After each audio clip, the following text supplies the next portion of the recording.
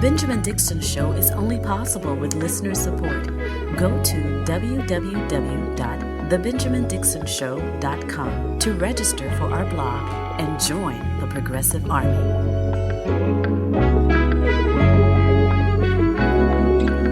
Welcome, ladies, gentlemen, and gender nonconforming individuals to another episode of The Benjamin Dixon Show. Today is Friday, September 29th, 2023. Thank you so much for joining me. I want to begin by thanking everyone for your patience and all of your messages and DMs while my entire household was down from COVID-19 for the past 2 weeks. We've been doing the best we could to get podcasts out to you because the news does not stop. Life does not stop. But unfortunately, our family did for some time. And we are back up and at 'em. We're not completely recovered, but we are recovered enough to get back down to business. And before I get to the news, because we do have some major breaking news that I want to pause for and recognize before we get into the politics, I must encourage everyone, despite the propaganda that's going on, we are inundated with a psychological operation, the likes that we have never seen, trying to convince us that masks don't work. We've covered it on this show. We've shown you the misinterpretation of the data that has been intentionally used to encourage people to not wear masks. There's also a campaign to keep you from getting the booster. Despite all of that, we know those things absolutely work. The people who went with us to the same event that my wife and I contracted COVID-19, they did not contract it. They had their mask on the entire time. I took my mask off because I was the keynote speaker, and voila, my entire household went down from COVID-19. Masks do work. The vaccine does work. Let's take care of ourselves, take care of each other, and let's get down to the news. Breaking news this morning, Senator Dianne Feinstein of the state of California has died at the age of 90. Dianne Feinstein was the first woman president of the San Francisco Board of Supervisors, the first woman mayor of San Francisco, and one of the first 2 women elected to the U.S. Senate from the state of California. Now, prior to the passing of Dianne Feinstein, California Governor Gavin Newsom indicated his intentions of making an interim appointment to complete the remaining term of Dianne Feinstein, allowing California Representatives Adam Schiff, Katie Porter, and Barbara Lee to compete for her replacement in the upcoming election. Senator Dianne Feinstein of the state of California dead this morning at the age of 90 years old. The best way for me to begin the rest of today's episode is to play for you a clip of Steve Bannon's War Room, conservative former assistant to Donald Trump. And you're going to hear the voice of conservative commentator Sebastian Gorka going back and forth with Steve Bannon over the impeachment proceedings that began, or rather the impeachment inquiry proceedings that began yesterday in the House Oversight Committee headed up by James Comer. You can hear in the voice and in the argument, quite honestly, of Sebastian Gorka exactly how terrible it went for Republicans yesterday. And this is what happens when you start to buy into your own lies. You sit in an echo chamber for so long and you hear the same lies repeated over and over again that you start to believe it yourself, all the way to the point of calling an official congressional hearing, and this is the outcome of your echo chamber. And they still owned the Republicans, utterly I reserve my time on that. I mean, think about it. What did we witness today, Steve? It was impeachment 48 of President Trump. They turned the whole thing into photographs of Ivanka, photographs of Jared. I mean, and the GOP just like, And the GOP, you know what pisses me off the most, Steve? When they roll out Republicans, and I'm a political junkie like you, and I see somebody who's like, they're third in line, 12 minutes in, and I've never heard of this piker before. I've never heard of this congressman or woman, and they're just like, here's another meat puppet, here's your script, darling, read it, and then the cretin, the stupid Democrat, just owns them, Steve. and then the last thing, Comer stands in the corridor afterwards and says, that was a great day. Bumble, bumble, bumble, bumble. And then he says, and we just had one question. What did Biden's get for the tens of millions? And he doesn't answer the question.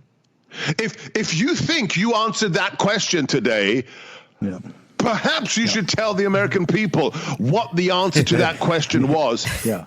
I need it. I'm sorry, but that has to be the best summary of the clown show that we saw yesterday, and the fact that the Republicans believe their hype so much as to get in front of the entire country, quite frankly, the entire world, and show that they literally had zero evidence to support impeaching the president of the United States. Now, I have plenty of clips from the actual hearing, but again, the very best summaries came from conservative media outlets. Here is Fox News's The Five, the host by the name of Jessica Tarlov. She is breaking it down for conservatives. This did not go well for them yesterday. First of all, James Comer and the Republicans were unprepared for this. There were a number of rules questions that Jamie Raskin and AOC were asking, procedural, which he didn't know how to deal with, which is just embarrassing if you're a chair of a committee. There were no fact witnesses and there was no new evidence. And to set the table, there's a new NBC poll out that says that 56% of Americans are not interested in this.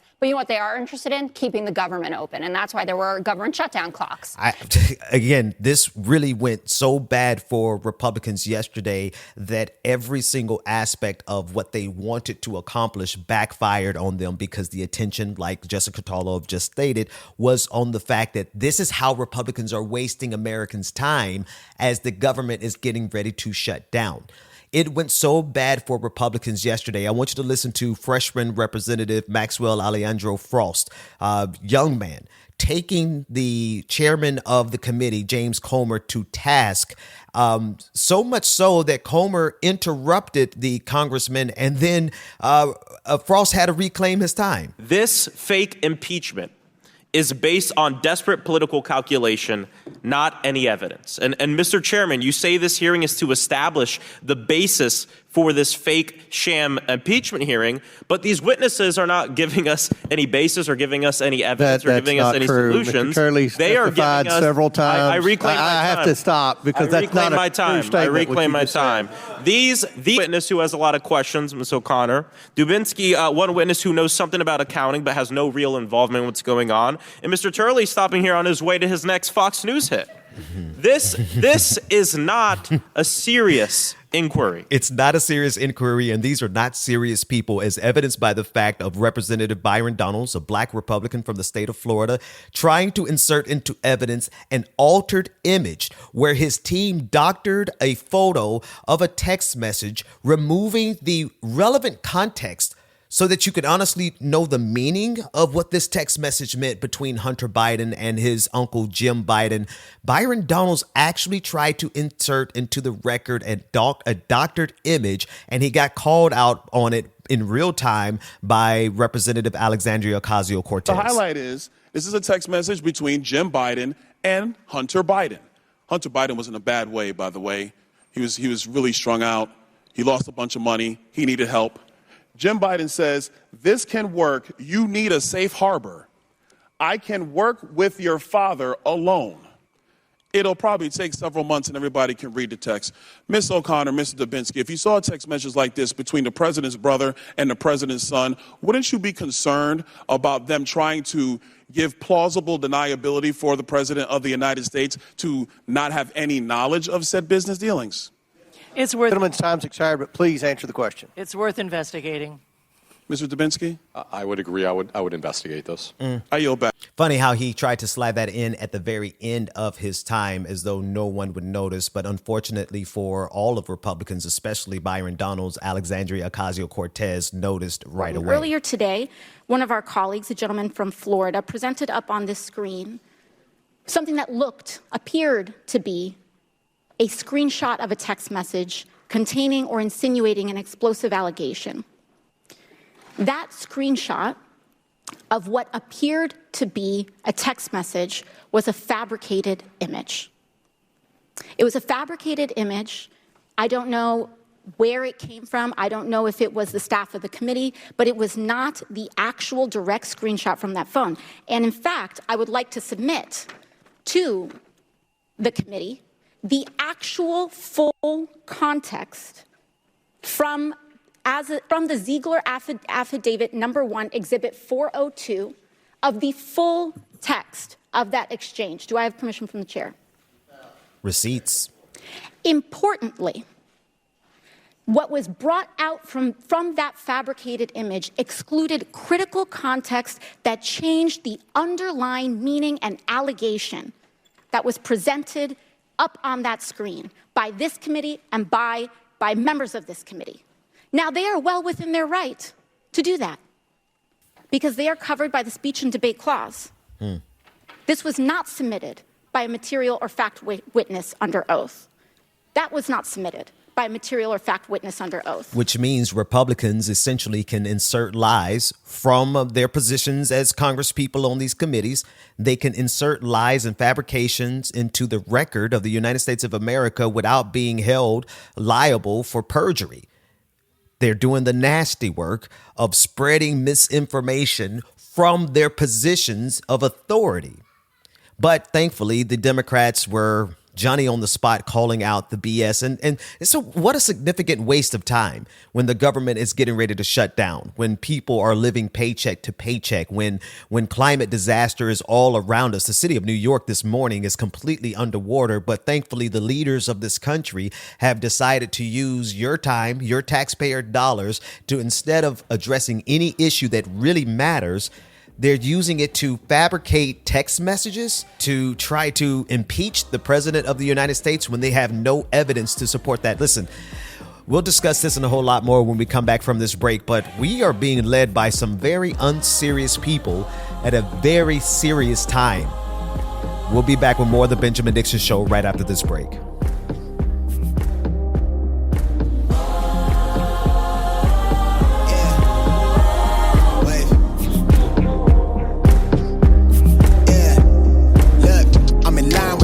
I'm in sync with the earth. 10 toes deep, flower child from the turf. I never switch sides, like even when I die, I'ma ride for the squad, light up tires in a hearse. I've been on a vibe, kinda hard to describe. I'm in between, I'm good and it's fine, but I'm tired of the grind. Then I come alive in the night to realize I'm in the middle of the time of my life. I'm never so packed for the stack, never lied on the rap. Got a bag from the way that I write it. Queen looking Tyson, do that I survived, doing 80 to the house, then I hit it. Welcome back to the Benjamin Dixon Show. Visit us online at thebenjamindixonshow.com.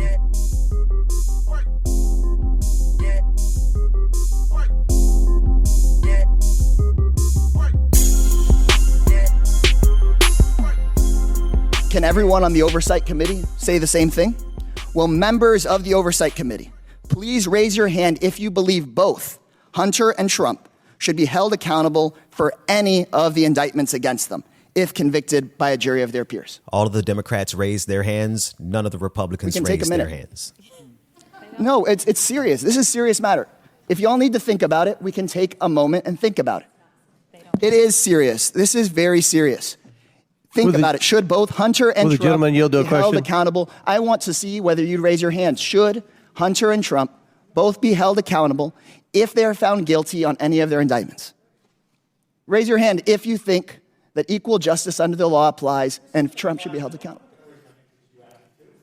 I think it is worse than embarrassing that Republicans won't raise their hands. They refuse to say that equal justice under the law should apply to everyone. And when you step back and think about it, then what about the January 6th defendants? It's kind of scary. This double standard insults the institutions of Congress that people fought and died to build. This impeachment hearing clearly is not about justice. We cannot say equal justice under the law for everyone except for the guy who holds the leash. Absolutely brilliant exposure of Republican hypocrisy done there by Representative Greg Casar of the 35th Congressional District of Texas, really putting Republicans on the spot to show the entire world while they are in a hearing to try to impeach Joe Biden, Republicans refuse to support the rule of law. If Donald Trump is successfully found guilty by a jury of his peers, Republicans refuse to accept it, while they're trying to hold Hunter Biden accountable, who's not even an elected official, and they're trying to use him as a way to get to the president of the United States. Here's the other thing. I really, this particular time in American politics is kind of annoying to me because I'm not a fan of Joe Biden. I support Joe Biden because he's not a fascist. He's not a person who's trying to overthrow democracy, and he's had some pretty good policies over the last few years. Definitely not as progressive as I would like him to be, but that's besides the point when we're facing conservatives who absolutely want to destroy democracy and want to enshrine a two-tiered system of justice that black folks, by the way, are very familiar with. Let's be real. There has always been a two-tiered system of justice in this country, one for white people and one for black people. And now Republicans are trying to co-opt that reality to say, no. In reality, what's wrong with this system, this two-tiered system of justice, is that it's trying to hold conservatives accountable for insurrection, for treason. How dare the United States of America be used to hold white, conservative, rich people responsible for their actions trying to overthrow this government? And it was at that point that you started hearing all across the country representatives like Marjorie Taylor Greene, whose voice you could hear in that clip. That's when you started hearing them talking about dismantling the Department of Justice, dismantling the FBI, right? That's because the FBI and the DOJ actually was used to hold a Republican, a conservative white person accountable in this country. And so that's why that clip was extremely brilliant, because Republicans could not even bite when they had the opportunity to condemn the person they wanted most of all. They want Hunter Biden more than anything else. They're willing to not let Hunter Biden be held accountable if that means Donald Trump has to be held accountable, which is inextricably the best example of their hypocrisy and the two-tiered system of justice that they really want to employ in this country, one where everybody else in this country could be held accountable by the DOJ and the FBI, while conservatives are free to insurrect, they're free to betray this country, they're free to try to overthrow democracy and never be held accountable for it.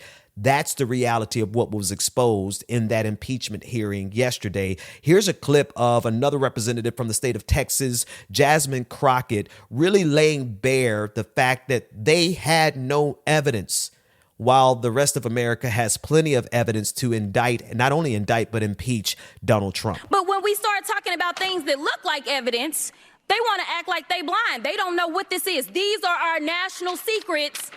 Looks like in the shitter to me. This looks like more evidence of our national secrets, say on a stage at Mar-a-Lago. When we're talking about somebody that's committed high crimes, it's at least indictments. Let's say 32 counts related to unauthorized retention of national security secrets, 7 counts related to obstructing the investigation, 3 false statements, 1 count of conspiracy to defraud the United States, falsifying business records, conspiracy to defraud the United States, 2 counts related to efforts to obstruct the vote certification proceedings, 1 count of conspiracy to violate civil rights, 23 counts related to forgery or false document statements, 8 counts related to soliciting, and I could go on because he's got 91 counts pending right now. But I will tell you what the president has been guilty of. He has unfortunately been guilty of loving his child unconditionally, and that is the only evidence that they have brought forward. And honestly, I hope and pray that my parents love me half as much as he loves his child. Until they find some evidence, we need to get back to the people's work, which means keeping this government open so that people don't go hungry in the streets of the United States. And I will yield. That's again, that's Representative Jasmine Crockett of the state of Texas. That's another reason why the very first clip I played today resonates so much, of Sebastian Gorka and Steve Bannon, really just sad, lamenting how spectacularly the Republicans failed yesterday, giving and providing an opportunity for, so many Democrats to grandstand, to just, an easy layup, a slam dunk on the fact that they had no evidence, yet they took taxpayers' time, taxpayers' dollars, and they wasted it in order to put on a show that they were not even prepared for. This is the overconfidence that the echo chamber that is the conservative propaganda machine, this is what it fosters. It really fosters a delusional mindset, thinking that they have more evidence than they really do, feeling like they can honestly run a scam on the institutions of the United States of America, like they could get away with it without even being challenged. But unfortunately for them, And fortunately for democracy, they were challenged very directly to the point where I don't know if it's in James Comer's best interest to try another hearing like this, right? I don't imagine that day 2 of this hearing is going to go any better for him than day 1, but stranger things have happened. All right, let's do this patron party. Go to www.patreon.com/The BPD Show and get twice the content and unfiltered interviews without any of the commercial interruptions. Here we go. Very special welcome to our newest patron, Jessica Lee Gonzalez. Thank you so much for becoming a patron. This entire patron party is for you. Turn it up.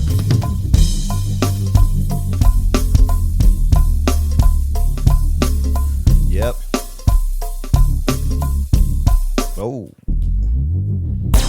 You too can become a part of this prestigious and most prodigious patron family by going to patreon.com/The BPD Show, where you get twice the content, none of the commercial interruptions, and you get access to our upcoming revitalized, renewed, and relaunched patron parties. Patreon.com/The BPD Show, and we will be back right after this commercial break. Unless you are a patron, you get no commercials. Yep.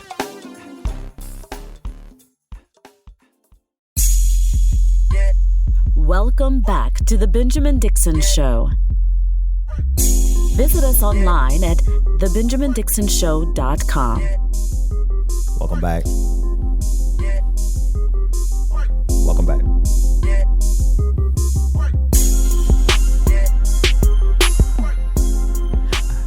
I want to play just one clip from Wednesday night's Republican debate, the Fiasco. The sideshow that went on Wednesday night was completely and totally ridiculous. It really did show that when you have a party that is centered around Donald Trump, all of the people, all of the candidates that you get in an environment that's centered around Donald Trump are going to be as ridiculous as Vivek Ramaswamy and ridiculous as this next clip, Tim Scott, which to me stands out as just the enormous price tag. The cost of being a black conservative for a black person is just too high for my blood. I love playing poker, but this gamble, this gambit is just too extremely high for me. Here's the challenge, though. Black families survived slavery. We survived poll taxes and literacy tests. We survived discrimination being woven into the laws of our country. What was hard to survive was Johnson's Great Society, where they decided to put money, where they decided to take the black father out of the household to get a check in the mail, and you can now measure that in unemployment, in crime, in devastation. I want to just simply begin by saying black families did not survive slavery. Black families were literally targeted and separated intentionally to break up the cohesiveness of black families. Black families that fought to survive during the midst of slavery found themselves separated, sent to different plantations intentionally for the purposes of undermining black families. Not to mention the white violence that was visited upon black people even to this day. Honestly, I have to start the series as soon as I can to focus on the type of violence that is being visited upon black people, black families, especially in states like Mississippi. So the violence never ended. But specifically the post-Civil War violence in the Reconstruction, in the so-called Reconstruction era, the violence that was visited upon black families, specifically targeting black families.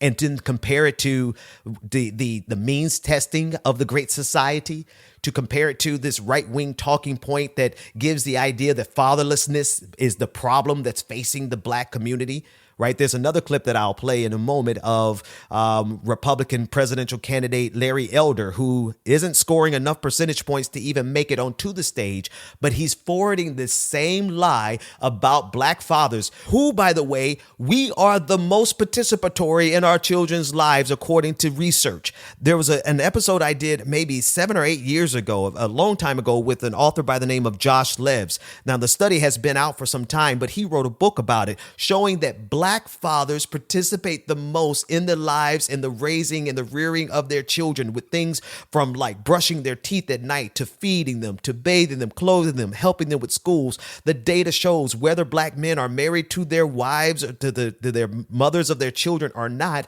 we are the most participatory in our children's lives.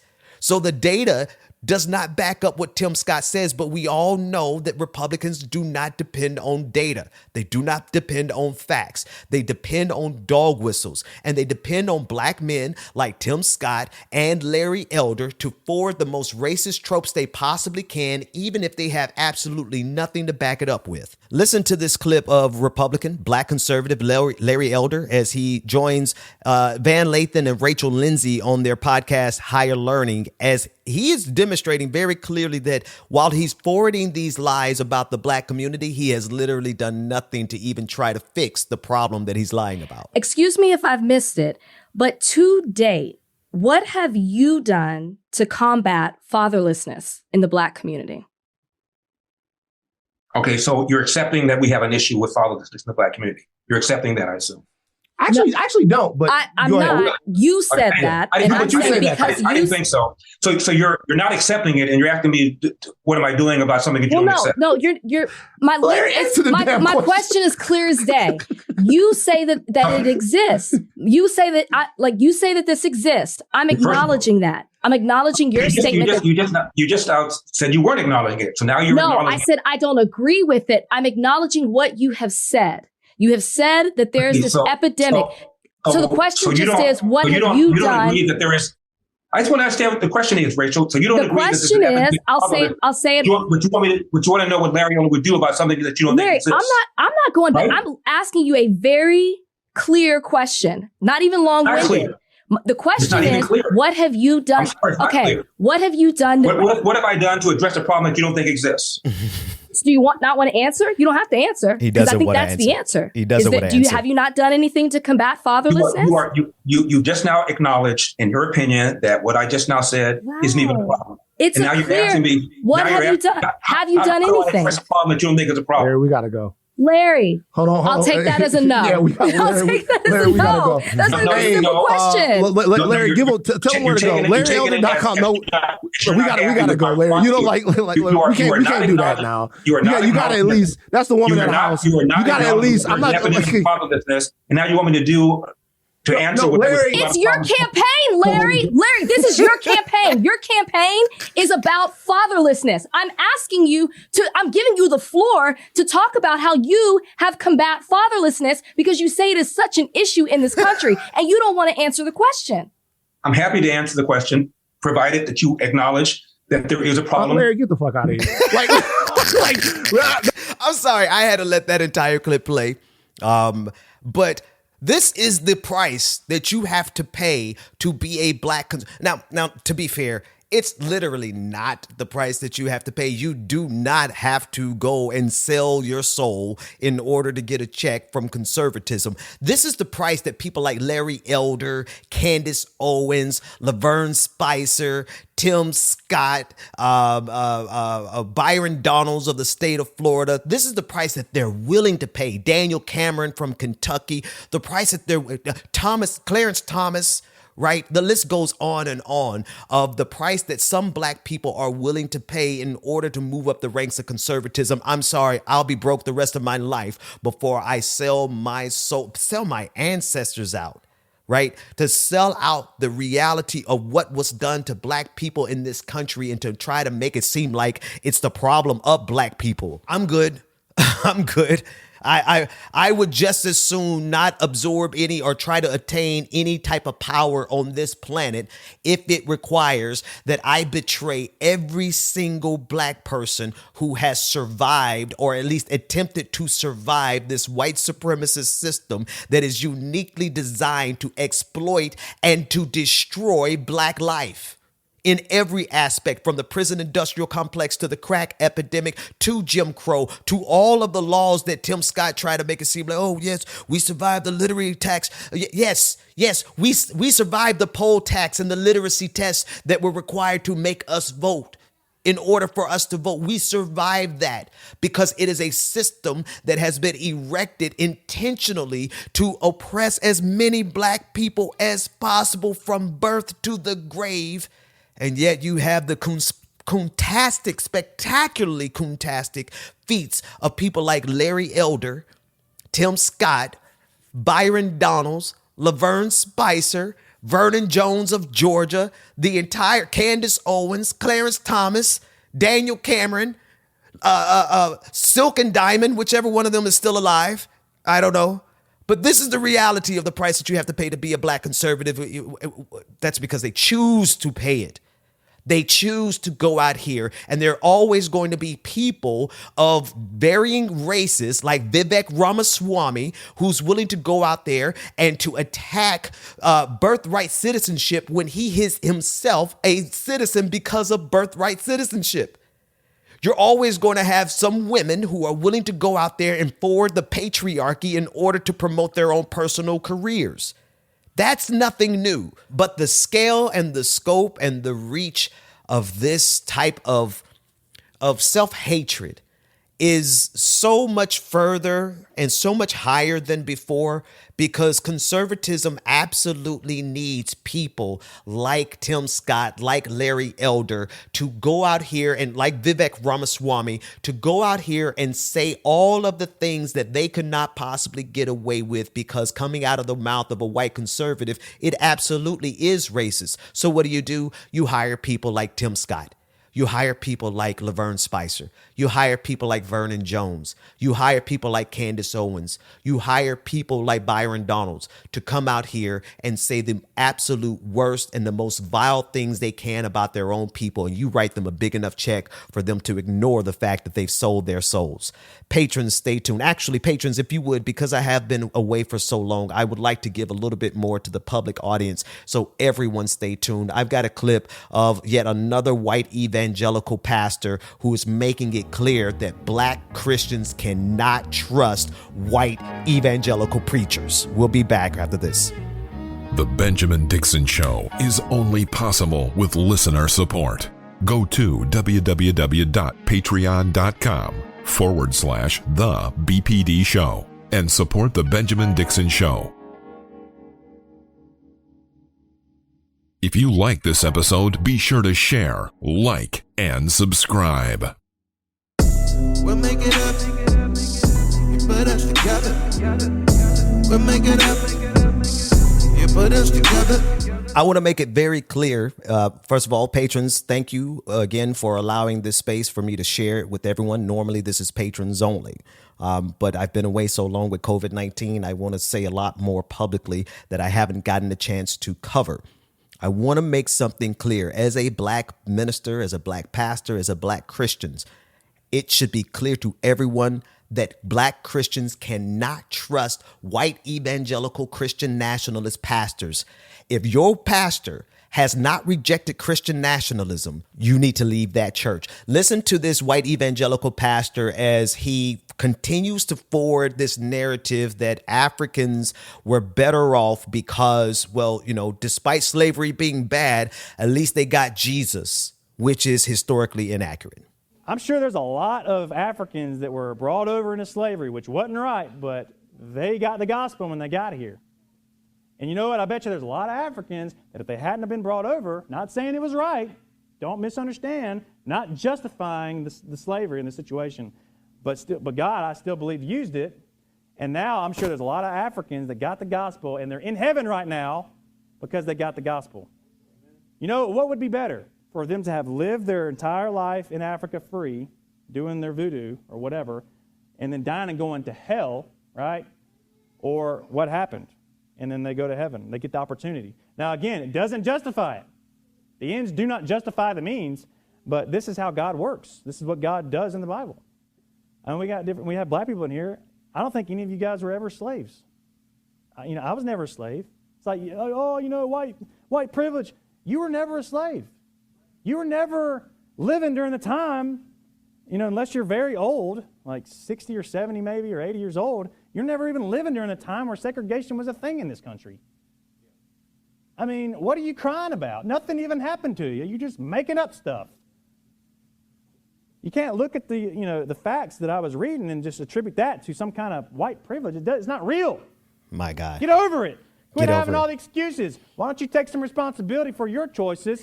Be content with whatever situation you were born into and make the most of it. God's not limited to your situation. He can do above what we ask or think. I am literally going to get enough of listening to clips in real time. I really should have listened to that clip before I played it for you all just now, because my God from Zion, there's black people in his audience. I want to make it very clear. Again, I said it, but I need to make it clearer.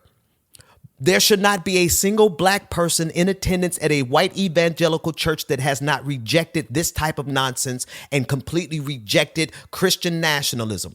And because I know for a fact that we're moving into an era when white evangelical pastors are leaning harder into Christian nationalism than they are into Christianity, your pastor is not going to reject this. Do me a favor and ask them. If you are a black or a white person, I don't care what you are, whatever kind of church you go to, if you go to church at all, ask your pastor if they reject Christian nationalism. And if they say nothing, or they say no, or they refuse to answer, leave and run as fast as you can, because these are the type of people who will give cover to the violence that is coming.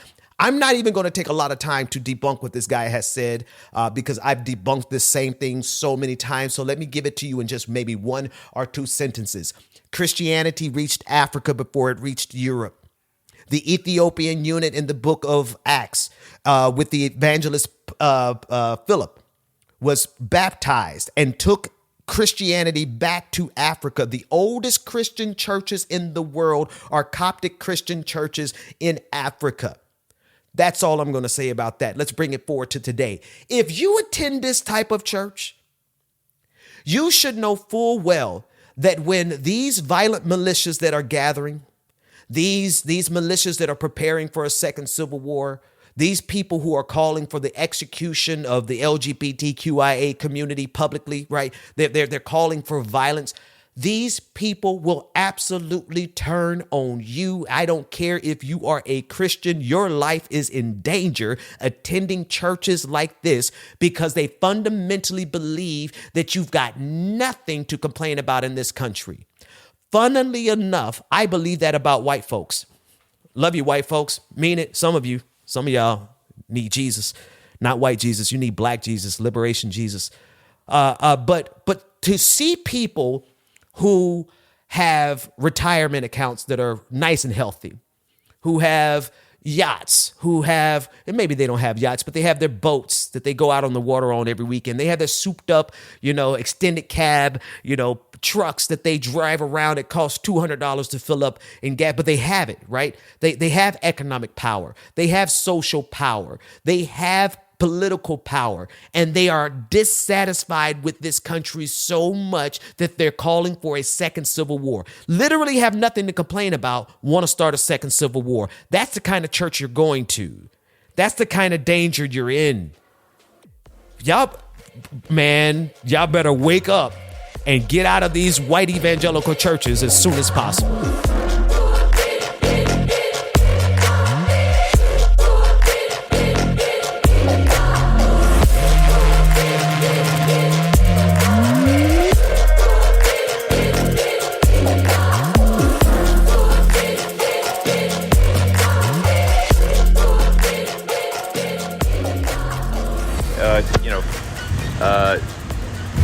Obviously Elon here. I'm at Eagle Pass, just arrived, and we're just gonna go around and talk to the major officials and law enforcement and whatnot that are here and just kind of eyeball the situation, get a sense for what's going on, and so you can get the kind of like the real story. Get the real story. That was Elon Musk traveling down to the border yesterday. He was at Eagle Pass, making an appearance as a concerned citizen journalist, so to speak.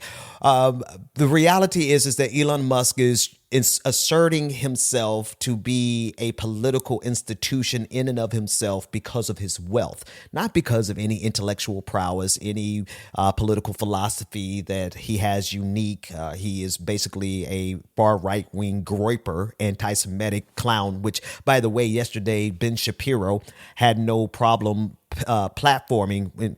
It's kind of strange to say platforming Elon Musk when it's his platform, but they hosted a Twitter space yesterday discussing anti-Semitism, and his response to anti-Semitism was, this is Elon Musk, his response was that he's basically a Jew himself, and he's an aspiring Jew, is what he said.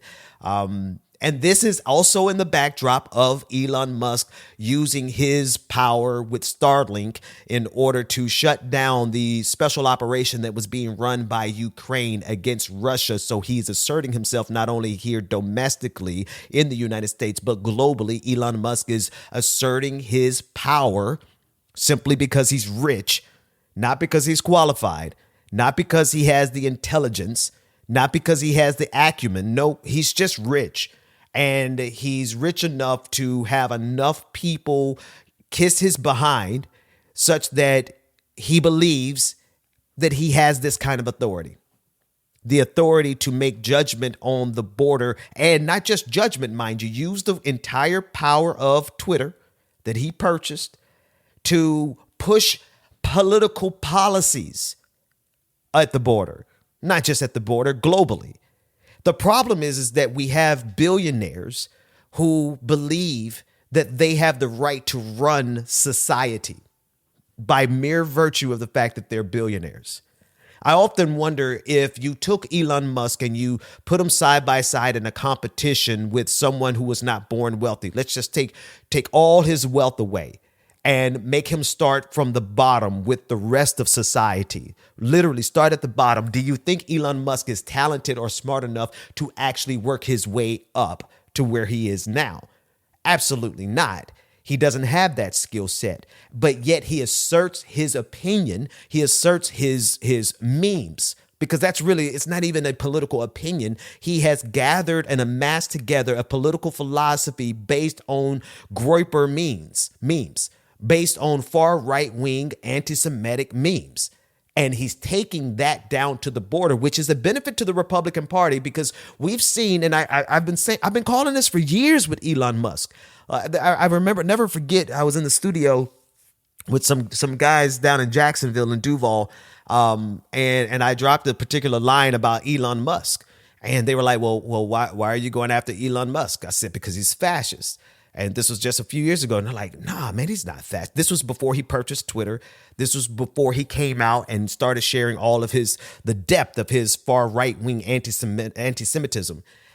So we've been calling it for years now, and now we're seeing the fulfillment of it. We're seeing this alignment that is coming into play because of the wealth of Elon Musk being able to purchase a platform like Twitter, assert his ridiculous opinions into the public space with the force of a politician who's able to make policy. That's the danger. Not only policy about the border, not only policy about any number of issues here domestically, but globally. He is asserting himself using the power that he amassed from his daddy's emerald mine wealth to shape global policy.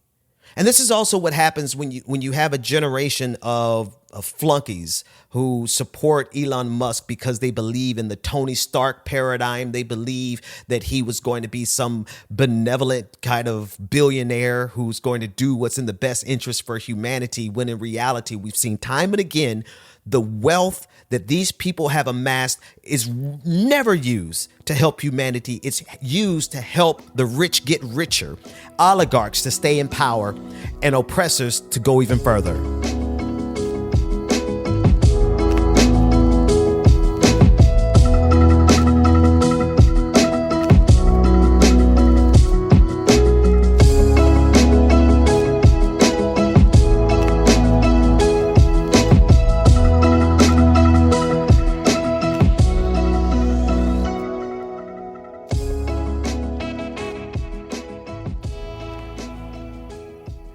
Conservatives are outraged. They are completely outraged, and they are attacking Mr. T. That's right, Mr. T from the A-Team. They are attacking him because he put out a video getting his COVID-19 booster shot and his flu shot. I'll play the clip for you really quickly so that you can see how innocuous the actual clip is. But in the replies to this video of Mr. T getting his booster shot, some of the top tier right-wing propagandists are absolutely going to war with him. Hey everybody, this is Mr. T. I'm about to get my COVID vaccine booster shot. I'm in my Skechers. Yes, I do everything in Skechers. Yes, I get healthy in Skechers. You heard me. Get your vaccination booster. Good old Mr. T promoting those Skechers. Shout out to him for that. I guess that endorsement. I'm quite sure Skechers is not endorsing the vaccine, but any place he could get an endorsement, and I guess he's going to do that. But conservatives are absolutely mad in the replies. That's not the surprise. What I want to really just talk about just for a moment is really the sadistic nature of the times in which we live, when you have an entire movement of people, highly motivated, highly organized, and highly funded to attack anyone who promotes public health. That's where we are, Mr. T or otherwise, Skechers shoes or whatever. Right there, as soon as someone steps out to promote public health, we have an organized campaign, a globally organized campaign to attack every individual who's promoting public health. You gotta pause and say why. You honestly have to slow down and ask yourself, why do you have so many people so energized and so committed to making sure that we ignore the science of vaccines, ignore the science of wearing masks, right? We absolutely know that masks prevent respiratory viruses, but because of the Cochrane study that was promoted by CNN and promoted by Michael Smerconish in that episode that we discussed with Anthony Fauci, right? They intentionally, Michael Smerconish, CNN, and all of the right-wing conservative echo chamber, they intentionally misinterpreted this data to the point where the Cochrane study people had to come out.